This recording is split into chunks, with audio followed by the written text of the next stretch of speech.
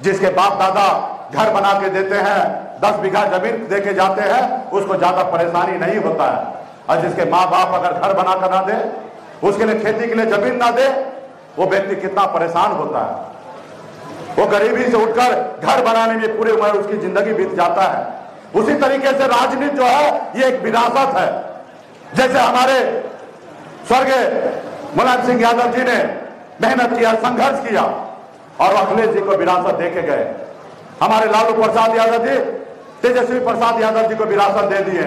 स्वर्गीय रामविलास पासवान जी चिराग पासवान को विरासत दिए, वही विरासत है। आज अगर आप लड़ाई लड़िएगा, संघर्ष कीजिएगा, राजनीति में हिस्सेदारी लीजिएगा, ताकत बनाइएगा, तो कल जब आप जाइएगा तो आपके बच्चे उसमें राज करेगा। साथियों, राज करेगा। आज देखिए ना, जो समाज राजनीति में मजबूत हुआ वो समाज कितना आगे निकल गया, और जो समाज राजनीति में आगे नहीं आया वो कितना पीछे रह गया। आपको अपना अधिकार नहीं मिला है, तो इसलिए साथी इसके लिए कौन लड़ेगा? इसके लिए कौन लड़ेगा? इसके लिए आप ही को लड़ना पड़ेगा। कोई और नहीं आएगा लड़ने के लिए, कोई और नहीं आएगा। मैं अगर लड़ने के लिए आया हूं तो मैं आपका बेटा, आपका भाई हूं, इसलिए लड़ाई लड़ने के लिए आया हूं। अगर मैं ब्राह्मण भूमियार के घर में जन्म लेता तो मैं आपके लिए लड़ाई नहीं लड़ता। अगर मैं निषाद कुल में जन्म लिया इसलिए मैं आपके लिए लड़ाई लड़ता हूं। आज 75 सालों में कोई आया लड़ने के लिए? आज तक कोई नहीं आया लड़ने के लिए, आगे भी 75-100 साल तक कोई नहीं आएगा लड़ने के लिए। साथियों, कोई नहीं आएगा लड़ने के लिए, लेकिन इसके लिए संघर्ष करना पड़ेगा, लड़ाई लड़ना पड़ेगा। आज मुझे देखिए, मुझे क्या जरूरी था उत्तर प्रदेश में आके लड़ाई लड़ने के लिए? मैं तो बिहार में लड़ाई लड़कर वहां पे मजबूर सरकार का मजबूत मंत्री बन गया था, सरकार में चला रहा था, बेहतर जिंदगी जी रहा था। लेकिन आपके हक अधिकार के लिए मैं बिहार से उत्तर प्रदेश आकर लड़ाई लड़ा। मैं एनडीए गठबंधन में रहकर मैंने लड़ाई लड़ा। मैंने एक नारा दिया था, आरक्षण नहीं तो गठबंधन नहीं, और गठबंधन नहीं तो वोट नहीं, और वोट नहीं तो सरकार नहीं। मैंने नारा दिया था और मैं नारा के साथ खड़ा रहा, लड़ाई लड़ा। हमने 52 जगह चुनाव लड़ा, परिणाम हमारे पक्ष में नहीं था, लेकिन हमने मजबूती से लड़ाई लड़ा। एनडीए गठबंधन रहने के बावजूद भी हमने भाजपा के साथ मजबूती से लड़ाई लड़ा। बिहार में लड़ाई लड़ते लड़ते आज आपके हक अधिकार के लिए लड़ाई लड़ने के लिए आया हूं। साथियों, हमने अभी भी नारा दिया है कि आरक्षण नहीं तो गठबंधन नहीं, और गठबंधन नहीं तो वोट नहीं, अब वोट नहीं तो दिल्ली का सरकार नहीं। आज भी लड़ाई लड़ने के लिए आया हूं साथियों।